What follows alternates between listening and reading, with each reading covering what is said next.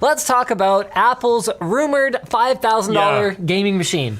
So this was posted on the forum by William CLL, and I'll give you guys the breakdown, then I'm sure we're gonna have a fair bit of discussion about this one. According to market rumors, Apple plans to launch an esports PC next year with a unit price of up to $5,000.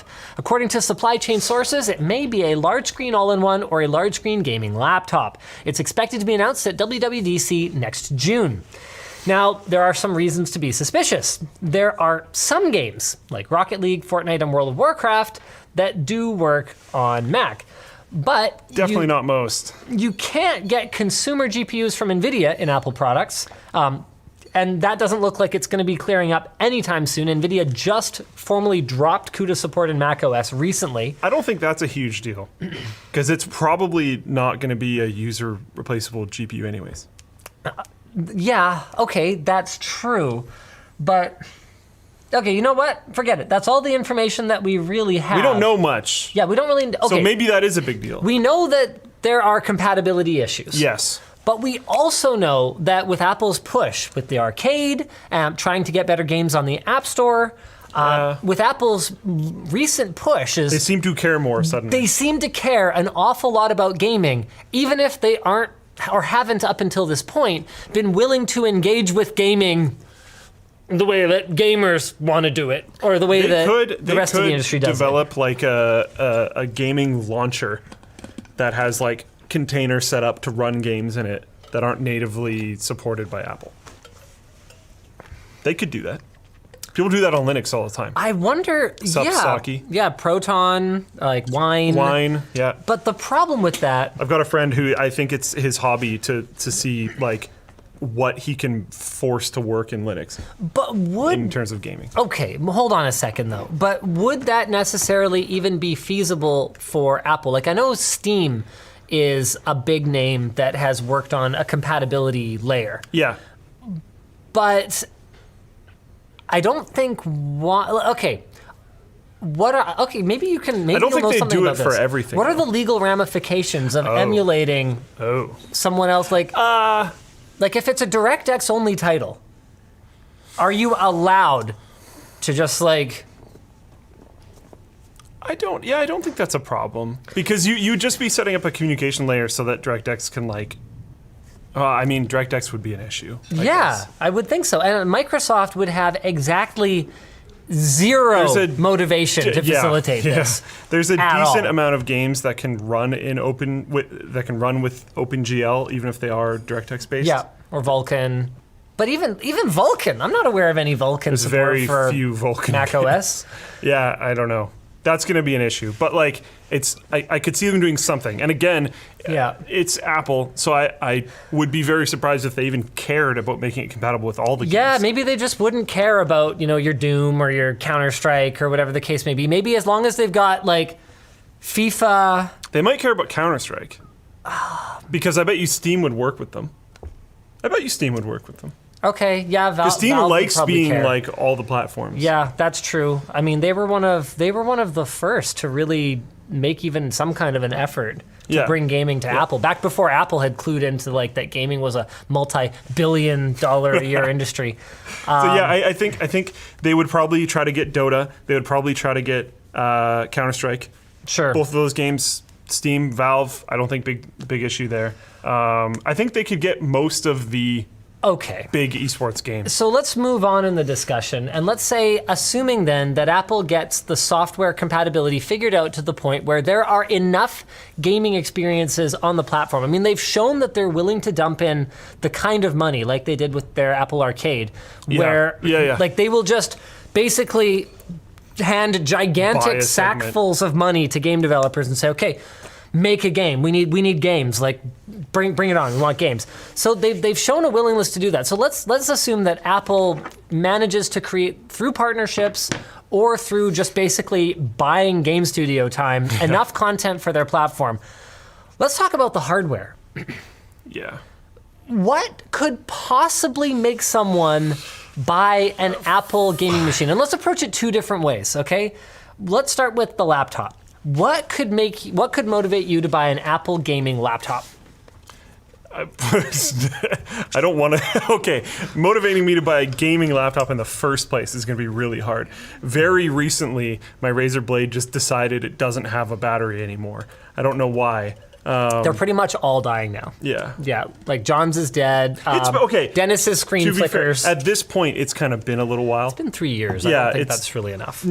That's fair. Okay. I mean, when I used to sell laptops, I told people to expect only 3 years. Fair enough. And it is a gaming laptop. Right, so you're expect just not shorter. surprised because you are inherently biased against laptops. Yeah. You don't. I don't. okay. I don't like gaming Fair enough. laptops. I don't like that segment. Oh, your mic pack. My prompter remote. Oh, nice. I always expect gaming laptops to fail early. I just, Fail hard. yeah. Okay. I worked in retail selling computers for a while, and I just saw not as long as you did, but like I just saw the amount of failure in the gaming laptop segment. Fair enough. And like failure in laptops in general was already really high. And I can tell you now that even as a computer salesman when I was working, if people came in and they wanted to buy like a $3,000 gaming laptop, I Yeah. would usually try to convince them to buy a basic laptop and like a sick gaming rig. Yes. I'd be that's like- the exact move I tried to play. Because especially back then, like remember I was working in the retail store like 2008, 2007. Like back then, gaming laptops were a joke. Like they've gotten a lot better. They have. In And fairness, I will give them that. they've for sure. gotten a lot better. Yeah, but they used to be okay. They're big right now. They used to be giant. yeah, Like you'd have to get these backpacks that had these massive compartments. literally 20-minute battery Yeah, when it was that new. too. If you're playing man. a game, like it was not a good time. No. My old bamboo laptop, say what you will, still works. That's true. Yeah. And there was a guy who bought Asus. There was a guy who bought an Asus gaming laptop around the same time as me. Yeah. Before the end of that year of school, not the semester, but the year of school, Yeah. his laptop was dead. And my laptop from that same time frame still works. So like, I don't know. That's way too small of a sample size. But like, I would be way more interested if there was an external Okay. GPU. Fine. Let's talk about the AIO. Because personally, I consider that to be more realistic anyway. Okay. So you think it's gonna? Okay. If it was going to be something, I think it's going to be an AIO or it's going to be both. I don't think they just do a gaming laptop. So gaming makes AIO sense. from Apple. Let's talk what kinds of specs we might expect. There's no way that it's going to be HEDT because that Intel doesn't even position those as gaming processors or as gaming devices. Gaming processors anyway. So it'll be something, whatever the 10th gen equivalent of a 9900K is. So that's a $350, $400 processor. I promise soon, Nick. Sorry, let's get through this topic. So it's a $400 processor.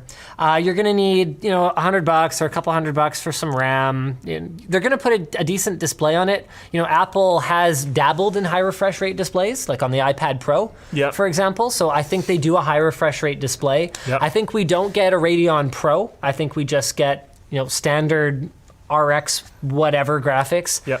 But They'll have nice that's storage. going to be a few $100s more. It'll have fine storage.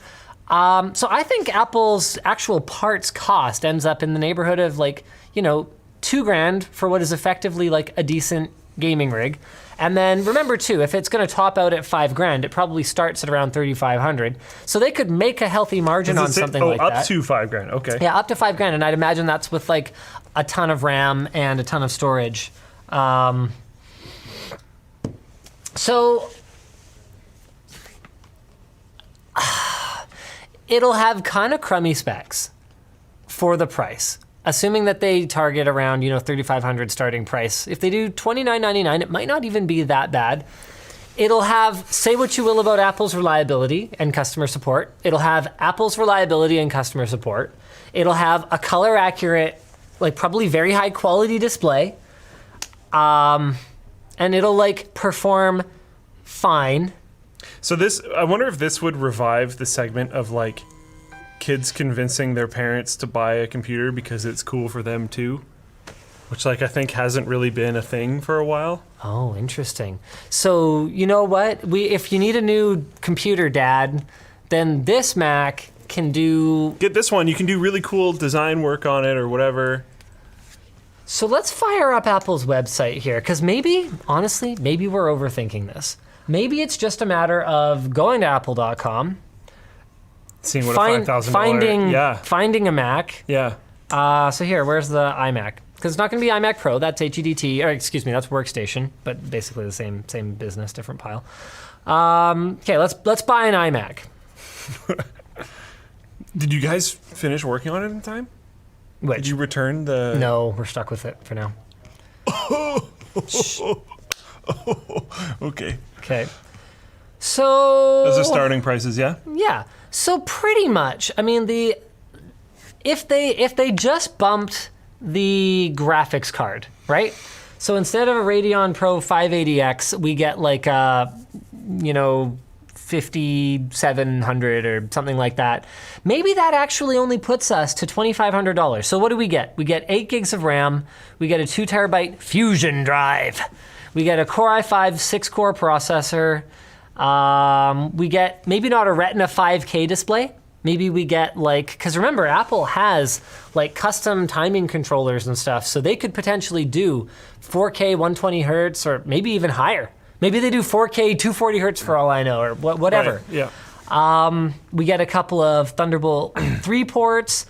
I mean, is that a terrible gaming computer that mom can also, look up her Facebook price, and, yeah, her iMovie or whatever? But it'll do more than fine in basically all esports games. So right they put a space gray, they put a dark chassis on it. Yep. Put I don't know if Apple would ever do a lighting effect. I don't think so. Maybe they do a cool backing on it. Maybe they update the ID. They do lighting effects because they light up the Apple logo. Yeah, but that's back when that was cool. Now it's not cool anymore. They haven't done that in a while. Okay. It's been a hot minute since they've done that. Yeah. So it would be kind of cool if they brought it back and it was RGB. And remember, here's another thing. This gaming Mac, basically all you have to change about a computer to make it gaming is put a decent graphics card in it. Yeah. We all know that. So this gaming Mac, all they have to do is update the ID a little bit. Maybe they put a better graphics card in it to start. Maybe they don't even. Maybe they just start at 580X. It's not like it's incapable of gaming. Yeah. And then even if you wanted to run Windows-only games, it's not like Boot Camp isn't a thing that exists. Ooh, I don't think they do that. No, it wouldn't go by default or anything, but it's as a user, yeah. Yeah, it's not like you can't do that. So they could, with a straight face, say, hey, we built all these partnerships. You can play all these games. The performance is, however much better than the non-gaming Mac, because that's definitely the comparison they'd want to draw. And it starts at only $24.99 for a gaming computer with the monitor, with everything. It's all included. It's ready to rock.